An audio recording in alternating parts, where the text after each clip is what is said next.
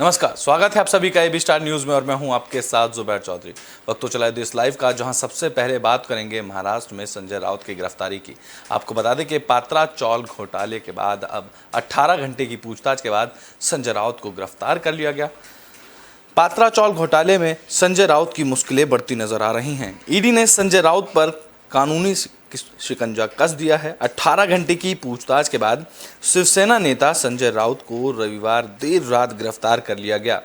रविवार की सुबह 7 बजे करीब 12 बजे तक संजय राउत से ये पूछताछ हुई। जैसे ही संजय राउत की गिरफ्तारी हुई, ईडी दफ्तर के बाहर शिवसेना कार्यकर्ता नारेबाजी करने लगे। बता दें कि संजय राउत को उनके घर के से वलाई स्ट्रेट इलाके में स्थित ईडी ऑफिस ले जाया गया था। बता दें कि संजय राउत के घर से ईडी को 11.5 लाख रुपए भी मिले थे। ईडी ने संजय राउत से पैसे से जुड़ी जानकारी मांगी, जिसके बाद ईडी के एक अधिकारी के मुताबिक संजय राउत ने पैसे से जुड़े सवालों के जवाब नहीं दे पाए। मामले में आगे की जांच की जा रही है। इसके अलावा संजय राउत के घर कई अहम दस्तावेज भी बरामद किए गए हैं, जो कि पात्रा चौल से जुड़े हैं। इस सभी दस्तावेजों और नकदी को लेकर ईडी की टीम दफ्तर पहुंची थी। बता दें कि ईडी के अधिकारी सीआईएसएफ के कर्मचारियों के साथ रविवार सुबह 7 बजे राउत के भांडू उपनगर के आवास पे मैत्री पहुंचे, जिसके बाद उनकी छापेमारी शुरू हुई थी। बता दें कि ईडी ने राउत के खिलाफ कई सम्मन जारी किए थे। संजय राउत को पात्रा चौल मामले में ईडी ने 27 जुलाई को तलब किया था। करीब 7:15 पर संजय राउत से पूछताछ हुई और फिर शाम 4:40 पर संजय राउत को हिरासत में लिया गया। संजय राउत से 17 घंटे और 40 मिनट तक की पूछताछ हुई, जिसके बाद देर रात 12:40 पर संजय राउत को गिरफ्तार कर लिया गया। बता दें कि राउत मामले में बयान दर्ज कराने के लिए 1 जुलाई को मुंबई ने ईडी के में सामने पेश हुए थे, जिसके बाद ईडी ने राउत को 2 बार तलब किया था, लेकिन मौजूदा संसद सत्र में व्यस्त रहने का हवाला देते हुए संजय राउत ईडी के सामने पेश नहीं हुए थे। वहीं संजय राउत ने कुछ भी गलत करने से इनकार किया और उन्होंने आरोप लगाया कि राजनीतिक साजिश के तहत उन्हें निशाना बनाया जा रहा है। अब इसको लेकर कई नेताओं के बयान भी सामने आ चुके हैं। देर रात संजय राउत की गिरफ्तारी हुई, जिसके बाद राजनीतिक गलियारों में हड़कंप मच गया और कई राजनेताओं के बयान भी आने शुरू हो गए। इसी दौरान कांग्रेस सांसद अधीर रंजन चौधरी ने संजय राउत के समर्थन में बयान दिया। उन्होंने कहा कि अधीर रंजन चौधरी ने संजय राउत के समर्थन में ट्वीट करते हुए लिखा कि संजय राउत दृढ़ विश्वास और साहस के व्यक्ति हैं। हम संजय राउत के साथ हैं।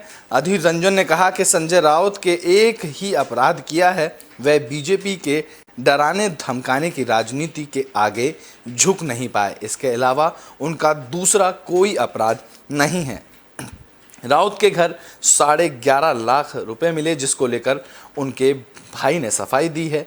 ईडी की तरफ से गिरफ्तार संजय राउत के घर 11.5 लाख रुपए को लेकर उनके भाई सुनील राउत ने बड़ा बयान दिया। उन्होंने कहा कि ये पैसे शिवसैनिकों के अयोध्या दौरे के लिए रखे गए थे। नोटों के बंडल पर एकनाथ शिंदे ने भी जवाब दिया है। ईडी ने संजय राउत को पूरा समय दिया। खुद दीपक केसरकर ने इस तरीके का बयान दिया। एक मीडिया चैनल से बातचीत करते हुए शिवसेना के बागी विधायक दीपक केसरकर ने कहा कि ईडी ने संजय राउत को पात्रा चौल भूमि घोटाले से जुड़ी मनी लॉन्ड्रिंग मामले में काफ़ी समय दे दिया है। आपको बता दें, इसको लेकर महाराष्ट्र में संजय राउत की गिरफ्तारी पर सियासत तेज हो गई है। एनसीपी, कांग्रेस और शिवसेना बीजेपी पर केंद्रीय एजेंसियों के दुरुपयोग का आरोप लगा रही हैं। वहीं महाराष्ट्र के मुख्यमंत्री एकनाथ शिंदे ने संजय राउत पर तंज कसा। उन्होंने कहा है कि अच्छा है, रोज सुबह 8 बजे बजने वाला भोंपू बंद हो गया है। उन्होंने कहा है कि एक भोंपू तो अंदर गया। महाराष्ट्र के मुख्यमंत्री एकनाथ शिंदे ने कहा कि अगर शिवसेना नेता संजय राउत बेकसूर हैं तो अपने खिलाफ ईडी की कार्रवाई से उन्हें डरना नहीं चाहिए। उन्होंने आगे कहा कि राउत ने घोषणा की है कि उन्होंने कुछ भी गलत नहीं किया है और अगर ऐसा है तो वे जांच से डर क्यों रहे हैं। इसे होने दीजिए। अगर आप बेकसूर हैं तो आपको किस बात का डर है। महाराष्ट्र के मुख्यमंत्री एकनाथ शिंदे ने सीधे तौर पर संजय राउत पर पलटवार किया और उन्होंने शुरुआती में उन्होंने अपने बयान में कहा कि रोज सुबह 8 बजे बजने वाला भोंपू अब बंद हो चुका है। और इस तरीके के बाद उन्होंने संजय राउत पर कई बयान दिए। संजय राउत के शिवसेना नहीं छोड़ने वाले बयान को लेकर भी एकनाथ शिंदे ने तंज कसा। उन्होंने कहा कि उन्हें बुलाया किसने है, हम तो नहीं बुला रहे हैं, ना ही बीजेपी बुला रही है। मैं साफ कह देता हूं कि अगर कोई ईडी के डर से हमारे साथ जुड़ने की बात कह रहा है तो मेरी विनती है कि मत आओ हमारे साथ। हम ईडी या दबाव डाल किसी को बुलाते, पार्टी में नहीं बुलाते हैं। इस तरीके का बयान महाराष्ट्र के मुख्यमंत्री एकनाथ शिंदे का सामने आया। हमारे साथ जो लोग जुड़े हैं उन पर कोई दबाव नहीं है। इस दौरान कांग्रेस के कई नेताओं का बयान भी सामने आया। कांग्रेस नेता मल्लिकार्जुन खड़गे ने कहा कि बीजेपी विपक्ष मुक्त संसद चाहती है, इसलिए संजय राउत पर कार्रवाई की गई है। हम महंगाई, गुजरात में शराब से मौतों का मामला संसद में उठाएंगे। इतना ही नहीं, झारखंड में ऑपरेशन कीचड़ का मुद्दा भी संसद में उठाएंगे। संसद का हवाला देते हुए उन्होंने संजय राउत को लेकर भी बयान दिया। उन्होंने कहा कि विपक्ष मुक्त संसद चाहती है, बीजेपी विपक्ष मुक्त संसद चाहती है, इसलिए संजय राउत की गिरफ्तारी कराई है। अब देखना यह होगा कि कब तक इनके ये जेल में बंद रहते हैं, क्या कुछ ईडी की कार्रवाई में सामने आता है, पात्रा चौल घोटाले में क्या बातें साफ निकल कर आती हैं, ये तो आने वाला समय ही बताएगा। लेकिन देर रात संजय राउत की गिरफ्तारी हो गई, जिसके बाद राजनीतिक गलियारों में सरगर्मियां तेज हो गई और कई नेताओं के बयान सामने आने लगे।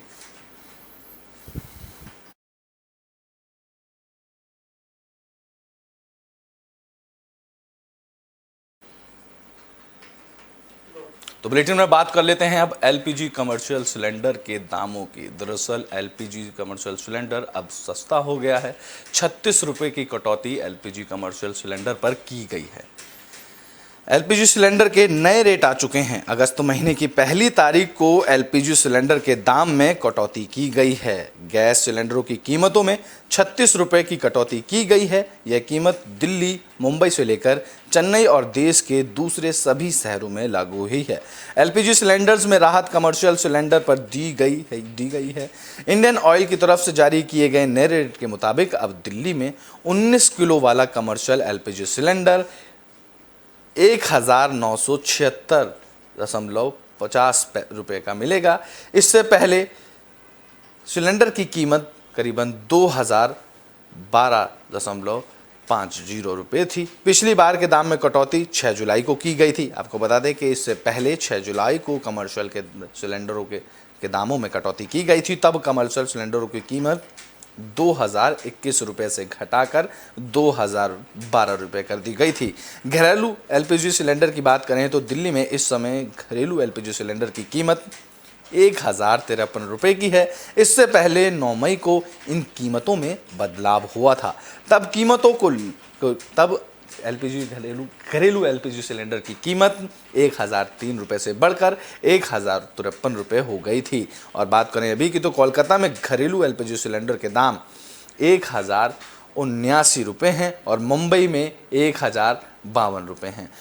चेन्नई की बात करें तो चेन्नई में कमर्शियल सिलेंडर की बात करें घरेलू सिलेंडर की तो इसके घरेलू सिलेंडर की कीमत 1068 रुपये चेन्नई में है। ऐतिहासिक आंकड़ों पर अगर गौर करें तो पिछले 8 साल में रसोई गैस सिलेंडरों के दाम करीब 2.5 गुना बढ़ गए हैं। सरकारी तेल वितरण कंपनी इंडियन ऑयल कॉरपोरेशन के आंकड़ों के अनुसार मार्च 2014 में सब्सिडी वाले एलपीजी सिलेंडर की कीमत 410 रुपये थी। एक साल में ही रसोई गैस के दाम आसमान छूते चले गए। पिछले एक साल में दिल्ली में घरेलू गैस सिलेंडर करीब 219 रुपये महंगा हुआ है। एक साल भर में पहले इसकी कीमत 834 रुपये थी, जो कि बढ़कर 1053 रुपये पहुँच चुकी है। बता दें कि 14 किलो वाले घरेलू एलपीजी सिलेंडर के रेटों में इससे पहले 19 मई को बढ़ोतरी की गई थी। तब इसकी कीमतों में 4 रुपये का इजाफा हुआ था और इससे पहले 22 मार्च को भी घरेलू एलपीजी सिलेंडरों की कीमत में 50 रुपये की बढ़ोतरी की गई थी। ऐसे बढ़ती गई एलपीजी सिलेंडर की कीमत लगातार बढ़ती जा गई। दिल्ली की बात करें तो 1 मार्च 2014 को सब्सिडी वाले घरेलू सिलेंडर एलपीजी सिलेंडर की बात करें तो वो 410 रुपये के थे। इसके एक साल बाद ही मार्च 2015 में इसकी कीमत बढ़कर 610 रुपये हो गई। सीधे एक साल में 200 रुपये का इजाफा हुआ। उसके एक साल बाद ही घटती कीमतों के फायदा हुआ और मार्च 2016 में घरेलू सिलेंडर की कीमत फिर घटाई गई और इसको 610 से लेकर वापस 513 कर दिया गया। फिर जिसके बाद मार्च 2017 में इनके दाम बढ़कर 737 हो गए। सीधे 200 रुपये की बढ़ोतरी की गई थी, जिसके बाद 2017 में इस एलपीजी के दाम बढ़कर 737 रुपये हो गए थे।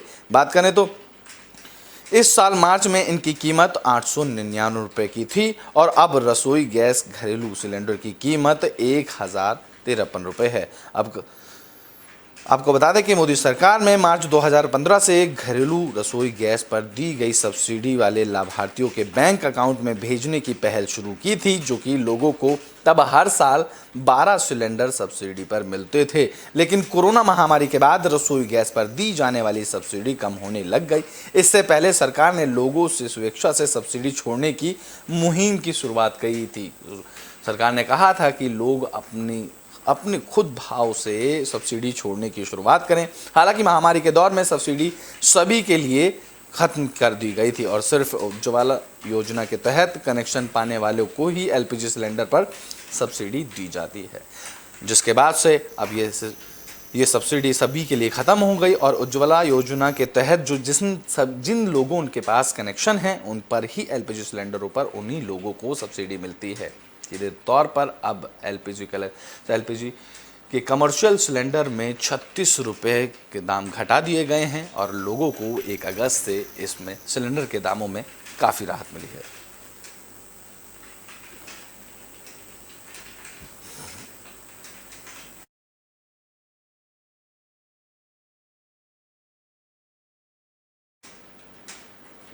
बुलेटिन में बात कर लेते हैं दिल्ली में नई आबकारी नीति की। आपको बता दें कि दिल्ली के लोगों को शराब पर सितंबर तक डिस्काउंट मिलता रहेगा।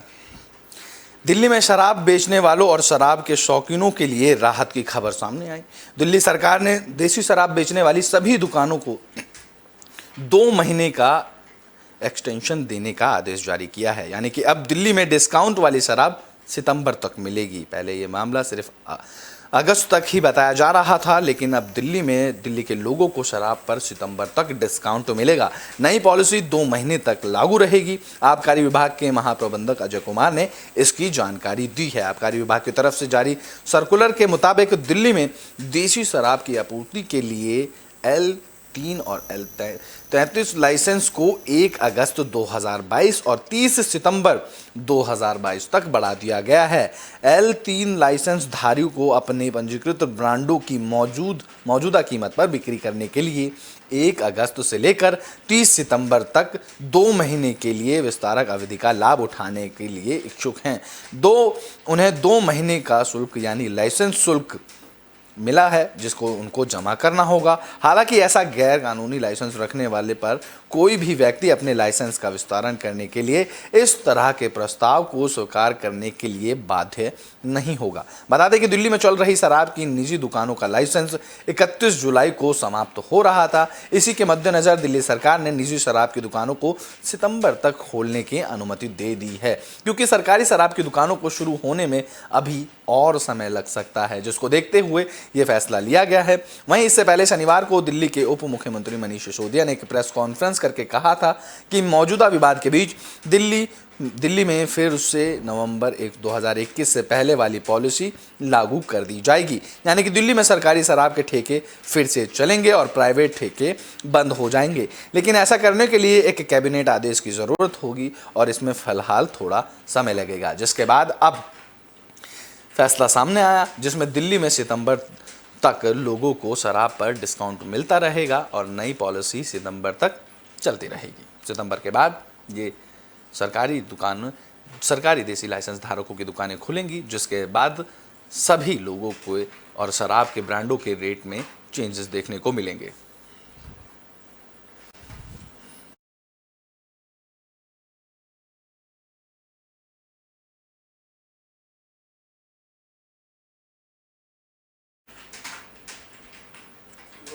ब्रिटेन में बात अब पश्चिम बंगाल की कर लेते हैं, जहां दर्दनाक हादसा सामने आया। आपको बता दें कि एक गाड़ी में करंट उतर आया, जिसमें 10 लोगों की मौत हो गई। पश्चिम बंगाल के कूच बिहार से दर्दनाक हादसे की खबर सामने आई, जहां गाड़ी में करंट लगने से 10 लोगों की मौत हो गई, जबकि कई लोग गंभीर रूप से घायल हो गए। बता दें कि यह घटना देर रात करीब 12 बजे की है।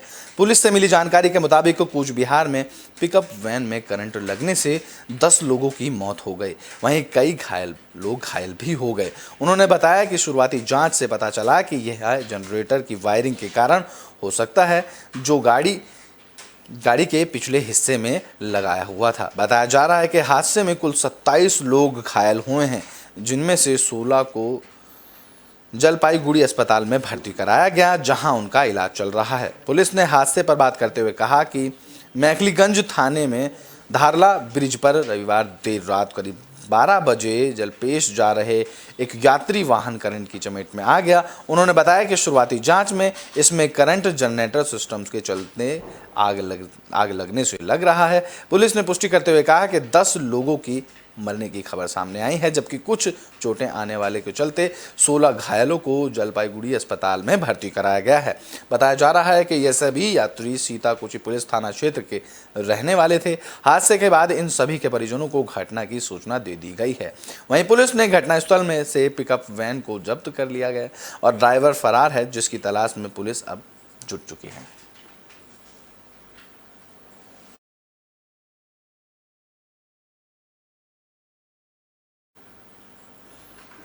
बुलेटिन में बात अब कोरोना मामलों की कर लेते हैं। दरअसल कोरोना मामलों में हल्की बहुत घटते देखने को मिल रहे हैं। आपको बता दें कि कोरोना मामलों में कमी आई है और देश में अब बीते 24 घंटे में कोरोना के 16,464 नए मामले सामने आए हैं। देश में कोरोना मरीजों की संख्या में लगातार उतार चढ़ाव जारी है। पिछले कई दिनों से मामले 20,000 के आसपास सामने आ रहे थे, लेकिन बीते 24 घंटे में कोरोना के मामलों में गिरावट देखने को मिली है। स्वास्थ्य मंत्रालय की ओर से जारी आंकड़ों के मुताबिक देश में एक दिन में 16,464 नए कोरोना केस सामने आए हैं, जबकि एक दिन पहले कोरोना के 19,773 मामले सामने आए थे। कोरोना के एक्टिव मरीजों में भी बढ़ोतरी दर्ज की गई है। देश में अब कोरोना के 1,43,989 एक्टिव केस बचे हैं। स्वास्थ्य मंत्रालय के मुताबिक बीते 24 घंटे में कोरोना के से 24 मरीजों की मौत हुई है। इसके साथ ही कोरोना से कुल मरने वालों का आंकड़ा 5,26,396 पहुंच गया है। बीते 24 घंटे में अगर बात करें दिल्ली की, तो बीते 24 घंटे में दिल्ली में कोरोना के 1,263 नए मामले सामने आए हैं। इस दौरान संक्रमण दर 9.35% दर्ज की गई है। स्वास्थ्य विभाग के मुताबिक 13,511 लोग की कोरोना जांच की गई थी, जिनमें 1,263 मामले दिल्ली से ही सामने आए हैं। अगर बात करें पूरे देश की, तो देश में लगातार मामले बीते दिनों 20,000 से ज़्यादा आ रहे थे, लेकिन बीते 24 घंटे में अच्छी खबर सामने आई और कोरोना के मामलों में गिरावट देखने को मिली। बीते 24 घंटे में कोरोना में 16,464 नए मामले सामने आए हैं और बीते 24 घंटे में 24 लोगों की कोरोना से जान चली गई है।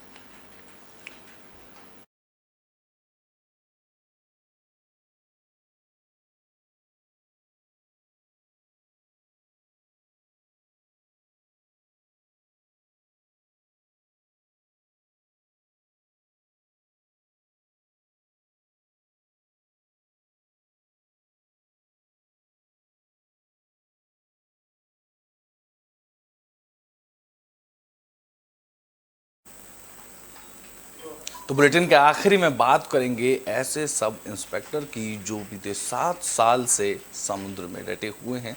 उनकी तैनाती कहीं और नहीं हुई है। आपको बता दें कि सिर्फ नाम के लिए ही उनका तबादला किया गया है। पुलिस प्रशासन के नियम के मुताबिक 5 साल से ज़्यादा पुलिस उप निरीक्षक और निरीक्षक और अतिरिक्त पुलिस अधीक्षक की तैनाती एक जिले में नहीं हो सकती है, लेकिन सारे प्रशासनिक नियमों को ठेंगा बताकर महासमुंद जिले में पुलिस उप निरीक्षक पिछले 7 सालों पर अपने पद पर डटे हुए हैं। पिछले दिनों पूरे प्रदेश में तबादला लिस्ट निकल चुकी है, जिसमें से उप निरीक्षक का तबादला बीजापुर हो चुका है। फिर भी यह शासन प्रशासन के नियमों को ठेंगा दिखाकर पिछले 7 सालों पर अपने पद पर बने हुए हैं। पुलिस मुख्यालय ने इंस्पेक्टर और सब इंस्पेक्टरों की ट्रांसफर लिस्ट जारी की थी, जिसमें संजय राजपूत का ट्रांसफर जिला महासमुंद में जिला बीजापुर में किया गया था। प्रदेश में जितने भी पुलिस अधिकारियों का ट्रांसफर हुआ था उनको पुलिस महानिदेशक के लिखित आदेश अनुसार तुरंत ही कार्य मुक्त कर दिया गया था, लेकिन उप निरीक्षक संजय राजपूत को कार्य मुक्त नहीं किया गया था। यह स्पष्ट रूप से छत्तीसगढ़ शासन और प्रदेश के मुख्यमंत्री के आदेश की अवहेलना है। जिले के कुछ सामाजिक कार्यकर्ता और एनजीओ के उप निरीक्षक संजय राजपूत ने से पीड़ित लोगों ने कहा कि अगर पुलिस अधीक्षक महासमुंद और पुलिस महानिदेशक ने छत्तीसगढ़ शासन के आदेश का पालन न कर उप निरीक्षक संजय सिंह राजपूत को जिला महासमुंद से कार्य मुक्त नहीं किया गया तो हम सब माननीय उच्च न्यायालय बिलासपुर की शरण लेंगे। उन्होंने सीधे तौर पर कोर्ट जाने के लिए कहा और साथ ही प्रदेश के मुख्यमंत्री भूपेश बघेल से मिलकर पुलिस उप निरीक्षक संजय सिंह राजपूत के कार्यों को लेकर उनको अवगत कराएंगे, क्योंकि इनको 5 साल से ज़्यादा का समय एक ही पद पर और एक ही स्थान पर बने हुए हो गया है, जिसको लेकर लोगों ने कहा है कि अगर इसको लेकर प्रशासन उन पर कोई कार्रवाई नहीं करता है तो उसको इसके बाद वे कोर्ट का सहारा लेंगे।